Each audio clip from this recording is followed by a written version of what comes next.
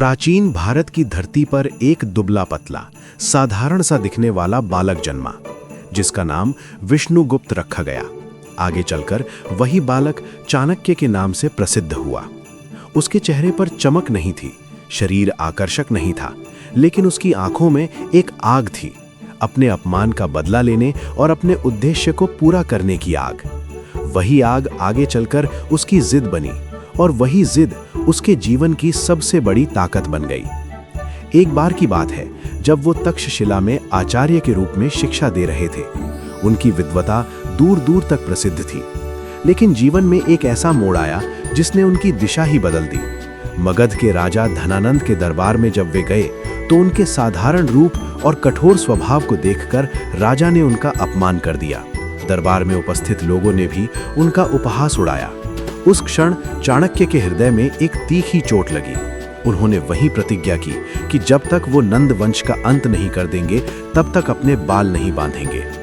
ये प्रतिज्ञा केवल शब्द नहीं थी, ये उनके जीवन का लक्ष्य बन गई। बहुत से लोग अपमान सहकर चुप हो जाते हैं, कुछ लोग दुखी होकर हार मान लेते हैं, लेकिन चाणक्य ने अपमान को अपनी ताकत बना लिया। उन्होंने समझ लिया कि यदि इच्छा को पूरा करना है तो जिद्दी बनना पड़ेगा। ऐसी जिद जो अहंकार से नहीं बल्कि लक्ष्य से जन्म लेती है। उन्होंने एक योग्य बालक की तलाश शुरू की जो उनके सपने को साकार कर सके। बहुत खोज के बाद उन्हें एक तेजस्वी बालक मिला, चंद्रगुप्त मौर्य। उस बालक की आंखों में साहस था, मन में उत्साह था और हृदय में न्याय की भावना थी। चाणक्य ने उसे अपने संरक्षण में लिया और उसे युद्ध कला, राजनीति, कूटनीति और नेतृत्व की शिक्षा देने लगे। सालों तक कठिन प्रशिक्षण चला। जंगलों में रहकर उन्होंने योजनाएं बनाई। कई बार पराजय भी मिली, कई बार लगा कि सब कुछ समाप्त हो जाएगा, लेकिन हर हार के बाद चाणक्य और अधिक दृढ़ हो जाते। वे चंद्रगुप्त से कहते कि यदि लक्ष्य बड़ा है तो संघर्ष भी बड़ा होगा। जो व्यक्ति अपनी इच्छा को पूरा करने के लिए जिद्दी नहीं होता, वो आधे रास्ते में ही थक जाता है। धीरे धीरे समय बदला, जनता में असंतोष बढ़ने लगा। चाणक्य ने अपनी बुद्धि से नंद साम्राज्य की कमजोरियों को पहचाना। उन्होंने छोटे छोटे राज्यों से मित्रता की, गुप्तचरों का जाल बिछाया और एक एक कदम सोच समझकर आगे बढ़ाया। अंततः वो दिन आया जब चंद्रगुप्त की सेना ने मगध पर आक्रमण किया। घमासान युद्ध हुआ और अंत में नंद वंश का पतन हो गया। चाणक्य की प्रतिज्ञा पूरी हुई। उन्होंने अपने खुले बाल बांधे। ये केवल एक व्यक्ति की जीत नहीं थी, ये जिद, धैर्य और अटूट संकल्प की जीत थी। यदि उस दिन दरबार में अपमान के बाद वे चुप बैठ जाते तो शायद इतिहास कुछ और ही होता, लेकिन उन्होंने अपनी इच्छा को इतनी मजबूती से पकड़ लिया कि पूरी दुनिया को बदल डाला। उनका जीवन हमें सिखाता है कि जिद दो प्रकार की होती है, एक वो जो हमें गलत राह पर ले जाए और दूसरी वो जो हमें अपने लक्ष्य तक पहुंचाए। सही जिद वही है जो अनुशासन, धैर्य और निरंतर प्रयास के साथ जुड़ी हो। केवल इच्छा करना पर्याप्त नहीं है, उस इच्छा के लिए हर परिस्थिति में डटे रहना आवश्यक है। चाणक्य अक्सर कहते थे कि यदि कोई कार्य असंभव प्रतीत हो तो उसे छोटे छोटे भागों में बांट दो। हर दिन थोड़ा थोड़ा आगे बढ़ो। जब मन कमजोर पड़े तो अपने उद्देश्य को याद करो। जब लोग उपहास करें तो उसे प्रेरणा बना लो। जब रास्ता कठिन हो तो समझ लो कि मंजिल मूल्यवान है। उनकी जिद स्वार्थ से नहीं, राष्ट्रहित से जुड़ी थी। वे केवल बदला नहीं चाहते थे, वे एक ऐसा साम्राज्य बनाना चाहते थे जहां न्याय और व्यवस्था हो। चंद्रगुप्त के राज्याभिषेक के बाद भी उन्होंने स्वयं सादा जीवन जिया, सत्ता के लोभ में नहीं फंसे। उनका लक्ष्य पूरा हो चुका था, लेकिन उनका कर्तव्य समाप्त नहीं हुआ था। आज भी जब कोई युवा अपने सपनों को लेकर असमंजस में होता है तो चाणक्य का जीवन उसे प्रेरणा देता है। यदि परिस्थिति प्रतिकूल हो, संसाधन कम हो, लोग साथ ना दें, तब भी यदि मन में अडिग जिद हो तो सफलता अवश्य मिलती है। जिद का अर्थ हठ नहीं बल्कि दृढ़ संकल्प है। ये वो शक्ति है जो असंभव को संभव बना देती है।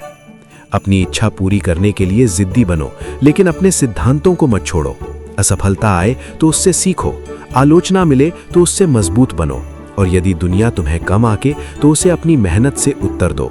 चाणक्य की कहानी हमें यही सिखाती है कि जो व्यक्ति अपने लक्ष्य के प्रति अडिग रहता है, समय स्वयं उसके सामने झुक जाता है। जीवन में कई बार लोग तुम्हें रोकेंगे, तुम्हारी क्षमता पर सवाल उठाएंगे, तुम्हारे सपनों का मजाक उड़ाएंगे, लेकिन याद रखो, इतिहास उन्हीं का बनता है जो अपनी इच्छा को हकीकत में बदलने की जिद रखते हैं। जिस दिन तुमने ठान लिया कि चाहे कितनी भी बाधाएं आएं, मैं पीछे नहीं हटूंगा, उसी दिन से सफलता की यात्रा शुरू हो जाती है। इसलिए यदि तुम्हारे भीतर कोई सपना जल रहा है तो उसे बुझने मत दो, उसे चाणक्य की तरह प्रतिज्ञा बना लो। हर दिन अपने लक्ष्य के लिए एक कदम बढ़ाओ। गिरो तो उठो, थको तो थोड़ा विश्राम करो, लेकिन रुकना मत, क्योंकि जिद ही वो चिंगारी है जो साधारण व्यक्ति को असाधारण बना देती है। जब चाणक्य ने अपनी प्रतिज्ञा ली थी तब उनके पास न सेना थी, न धन, न कोई बड़ा पद। उनके पास केवल एक तीखा अपमान, जलती हुई इच्छा और अडिग जिद थी। बहुत लोग कहते हैं कि संसाधन नहीं है इसलिए वे आगे नहीं बढ़ पा रहे हैं, लेकिन चाणक्य ने सिद्ध किया कि सबसे बड़ा संसाधन बाहरी नहीं, अंदर होता है, मन का संकल्प। वे जानते थे कि केवल क्रोध से साम्राज्य नहीं गिरते। उन्होंने अपने क्रोध को योजना में बदला, अपनी पीड़ा को रणनीति में बदला और अपनी जिद को अनुशासन में ढाला। वे हर छोटी बात पर ध्यान देते थे। कहते हैं कि एक बार जब वे जंगल में योजना बना रहे थे तो उन्होंने देखा कि एक स्त्री अपने बच्चे को गर्म खिचड़ी दे रही है। बच्चा बीच में हाथ डालकर जल गया। तब स्त्री ने समझाया कि किनारे से खाना चाहिए, बीच से नहीं। चाणक्य ने उसी क्षण समझ लिया कि किसी शक्तिशाली राज्य पर सीधा आक्रमण करने के बजाय उसकी सीमाओं से शुरुआत करनी चाहिए। यही जिद की असली पहचान है, सीखने की जिद, सुधारने की जिद और सही समय का इंतजार करने की जिद। कई बार उन्हें पराजय का सामना करना पड़ा। चंद्रगुप्त की छोटी सेना बड़ी सेनाओं के सामने टिक नहीं पाती थी, साथ ही निराश हो जाते थे। लेकिन चाणक्य कहते, हार केवल वो मानता है जो प्रयास छोड़ देता है। जब तक प्रयास जारी है, हार अस्थायी है। उन्होंने चंद्रगुप्त मौर्य को केवल युद्ध करना नहीं सिखाया, बल्कि धैर्य रखना भी सिखाया।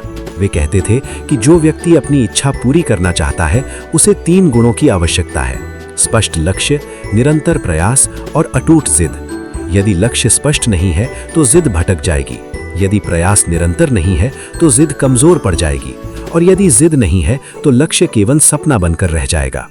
समय बीतता गया। लोगों ने देखा कि एक साधारण ब्राह्मण अपनी बुद्धि से बड़े बड़े राजाओं को चुनौती दे रहा है।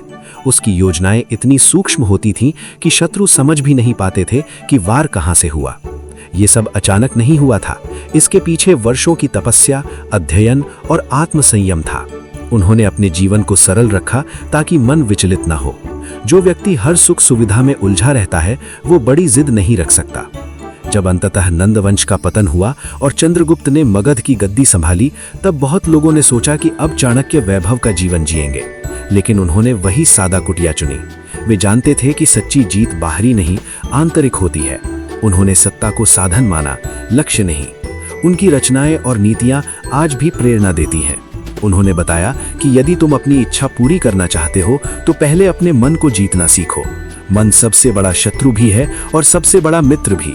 जब मन डगमगाता है तो व्यक्ति लक्ष्य से भटक जाता है, लेकिन जब मन दृढ़ होता है तो रास्ते स्वयं बनते चले जाते हैं। कल्पना करो, यदि उस दिन अपमान के बाद चाणक्य ने यह सोच लिया होता कि मैं अकेला क्या कर सकता हूं, तो क्या होता? शायद इतिहास में उनका नाम भी न होता। लेकिन उन्होंने ये नहीं सोचा कि मैं अकेला हूं, उन्होंने ये सोचा कि मेरा उद्देश्य सही है। जब उद्देश्य सही हो तो ब्रह्मांड भी साथ देता है। आज के समय में भी यही सत्य है। यदि तुम छात्र हो और पढ़ाई में कठिनाई आ रही है तो जिद रखो कि मैं समझ कर ही रहूंगा। यदि तुम व्यापार शुरू करना चाहते हो और लोग हंसते हैं तो जिद रखो कि मैं सफलता पाकर ही दिखाऊंगा। यदि तुम्हें अपने परिवार या समाज को कुछ सिद्ध करना है तो जिद रखो कि मैं रुकूंगा नहीं। लेकिन याद रखो, जिद और हठ में अंतर है। हठ वो है जो अहंकार से जन्म लेता है और दूसरों को नुकसान पहुंचाता है। जिद वो है जो आत्मविश्वास से जन्म लेती है और स्वयं को बेहतर बनाती है। चाणक्य की जिद राष्ट्र निर्माण के लिए थी, व्यक्तिगत घमंड के लिए नहीं। उन्होंने सिखाया कि हर दिन स्वयं से एक प्रश्न पूछो, क्या मैं अपने लक्ष्य की दिशा में बढ़ रहा हूं? यदि उत्तर हाँ है तो गति धीमी हो या तेज कोई फर्क नहीं पड़ता। यदि उत्तर नहीं है तो तुरंत दिशा सुधारो। यही आत्मनिरीक्षण तुम्हारी जिद को सही राह पर रखेगा। जीवन में ऐसे क्षण आएंगे जब लगेगा कि सब कुछ खत्म हो गया, जब मित्र साथ छोड़ देंगे, संसाधन कम पड़ जाएंगे और मन थक जाएगा। उसी समय तुम्हारी असली परीक्षा होगी। यदि तुम उस समय भी खड़े रहे तो समझ लो कि तुम्हारी जिद सच्ची है, क्योंकि सच्ची जिद तूफानों में भी दीपक की तरह जलती रहती है। अपनी इच्छा पूरी करने के लिए तुम्हें 3 बातों को हमेशा याद रखना चाहिए: समय का सही उपयोग, सही लोगों का चयन और अपने मन पर नियंत्रण। यदि समय व्यर्थ गया तो अवसर हाथ से निकल जाएगा। यदि गलत लोगों पर भरोसा किया तो योजना असफल हो जाएगी, और यदि मन कमजोर हुआ तो जिद टूट जाएगी। उन्होंने अपने जीवन में अनेक त्याग किए, सादगी से रहे, कठिनाइयां झेली, लेकिन लक्ष्य से कभी नहीं हटे। यही कारण है कि आज भी उनका नाम सम्मान से लिया जाता है। उनकी नीतियां केवल राजनीति तक सीमित नहीं, बल्कि जीवन के हर क्षेत्र में लागू होती हैं। आज यदि तुम अपने जीवन में कुछ बड़ा करना चाहते हो तो अपने अंदर वही आग पैदा करो।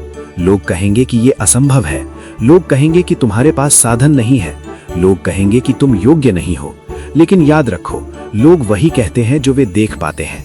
वे तुम्हारी जिद, तुम्हारी मेहनत और तुम्हारे संकल्प की गहराई नहीं देख पाते।